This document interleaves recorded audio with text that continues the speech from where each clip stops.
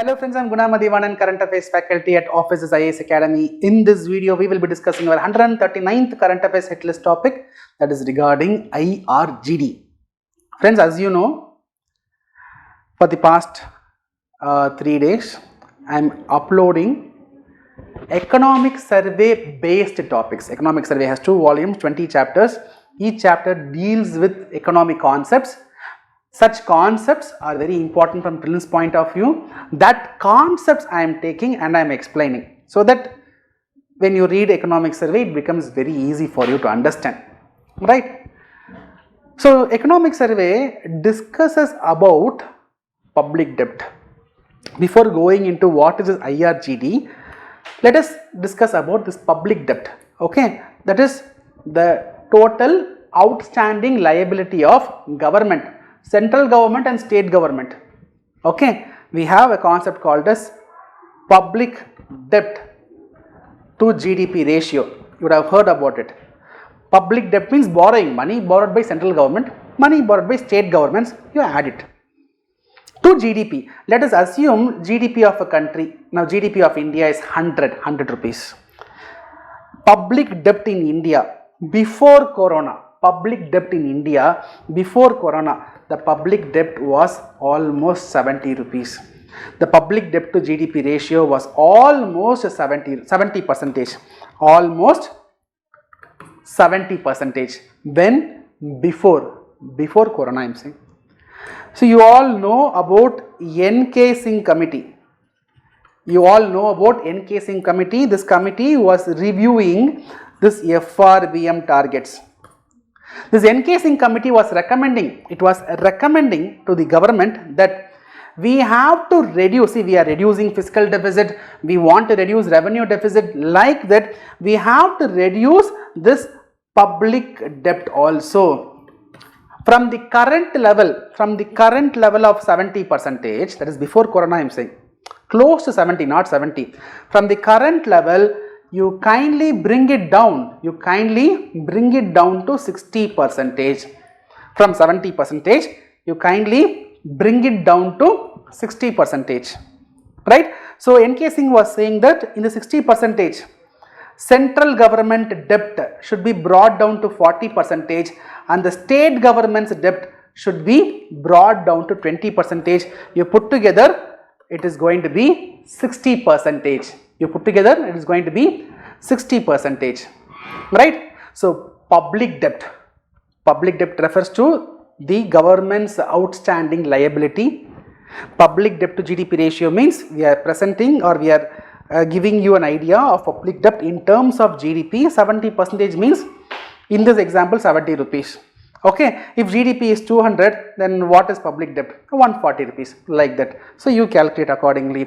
NK Singh committee, the FRBM review committee, they said that we are focusing on reducing fiscal deficit, focusing on reducing revenue deficit. We should also reduce public debt, bring it down from the 70 to 60%. And central government share should be bring it down to 40, state government share is bring it down to 20, so it is going to be 60%. NK Singh committee review, this is flashback, whatever I am saying is flashback. Now because of COVID, what happened? From the current situation, we have reached 90%. The government, both central government and state government, because of COVID, expenditure was increasing, so we borrowed more. Now the public debt is close to 90%. Whether this scenario is healthy, survey discusses, because one set of economists, they were saying this is dangerous, highly dangerous, India, this is not fair, how much you will keep borrowing. Other set of economists, they were saying that there is nothing wrong in that, every country does this, we are in comfortable position only, we can borrow. So economic survey is putting some light on this area. So economic survey talks about something called as interest rate growth differential. It is a difference between the interest rate and the growth rate in an economy.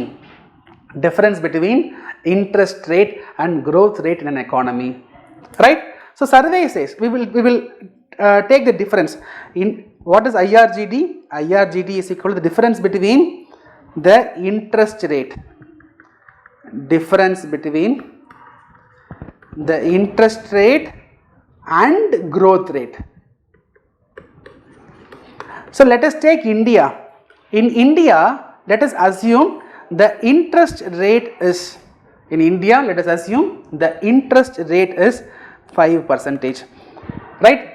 You go to a bank, you go to IOB, you want to borrow money, assume the interest rate is 5%.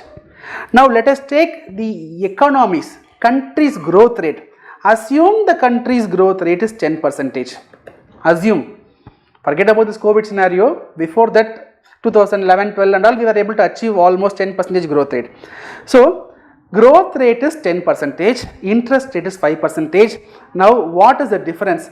5% minus 10% is minus 5%. Or, okay, to make it more convenient, let us assume interest rate is 6%, growth rate is 10%. So, the difference between this interest rate and growth rate is going to be minus 4%. Minus 4%. So this means IRGD is negative. This means IRGD is negative. We have a negative IRGD. When the interest rate is more than growth rate, in Indian scenario, forget about the COVID period. Right, this year, last year, forget about it. Before that, if you check, the interest rate will be more than the growth rate. Our IRGD will be negative. Survey says, when IRGD is negative, there is no problem. You can keep borrowing. Indian government, you don't worry, you can keep borrowing.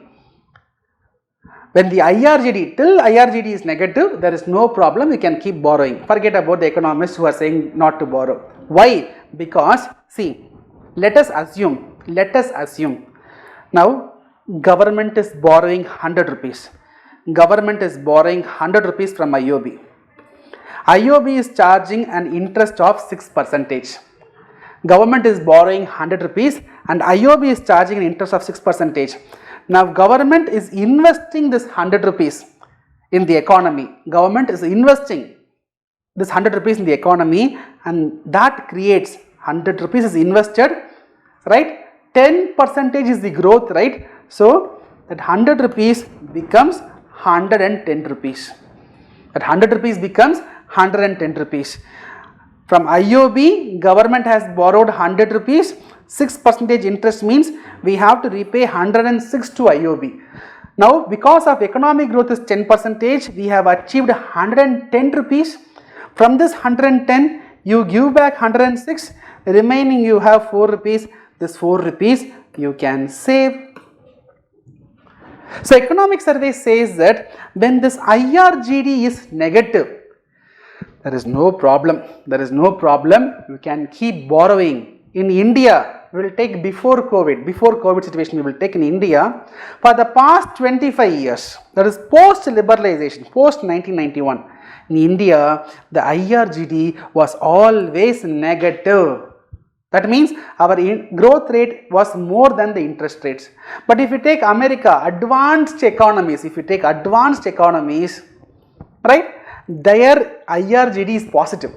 Advanced economies, their IRGD is positive, right? So, since in advanced economies, because in advanced economies, American growth rate will be very less. Interest rate, when it is high, then IRGD is positive. So, this borrowing will be an issue in countries where IRGD is positive. That is, in advanced economy it is positive, but in India IRGD is negative. So, survey is coming up with various studies, facts, tabular column, graph, etc. Statistics, and survey is proving that in India IRGD is negative. So, government, you don't worry, without any guilt, you borrow. Now, we have to stimulate the economy, we have to spend. You don't worry. So, survey says, right, for which it is taking up a concept called as interest rate growth differential, right.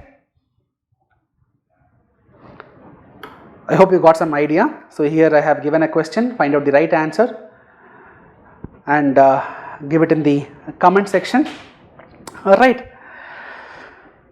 Friends, as the preliminary exam schedule has been changed, you know about my Current Affairs 75 exclusive Current Affairs course, which I started in the month of December 2020 itself, where the original plan was to cover from June 2020 till May 2021. Since the schedule got changed, I am extending the topics to cover till August 2021. Right? You know about this course, live course followed by live doubt clearing sessions. If you are not able to attend the live course, you can attend the, you can get the access to the recorded videos. You can watch it n number of time according to your convenience. My personal number will be shared with you. You can reach me for any doubts. Right? Whatever I have covered so far in the 75 program, those videos will be given to you immediately. Right? Then you can sit to the regular live classes as well. This course includes exclusive classes on economic survey and budget. Chapter wise we will discuss economic survey and budget. Right? I will be discussing various economic topics also in that survey and budget. I will also give 1600 current affairs MCQ question bank along with this program. If you are interested, if you want to subscribe to this course, you can click the link given in the description box.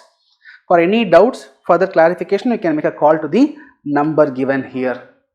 Right friends, so here you all know 600 MCQs covering from June to November 2020 in PDF format is available. If you are interested, you can, with solutions, you can get it by clicking the link given in the description box. Next week, I am going to come up with next set of questions covering from December 2020 to December 2022, April 2021 plus budget economic survey MCQs will also be provided. That combination, that combo will be available from next week. I will intimate about that. I hope that video was useful. Tomorrow I will meet you with another interesting, important, exciting topic. Till then, bye. Take care.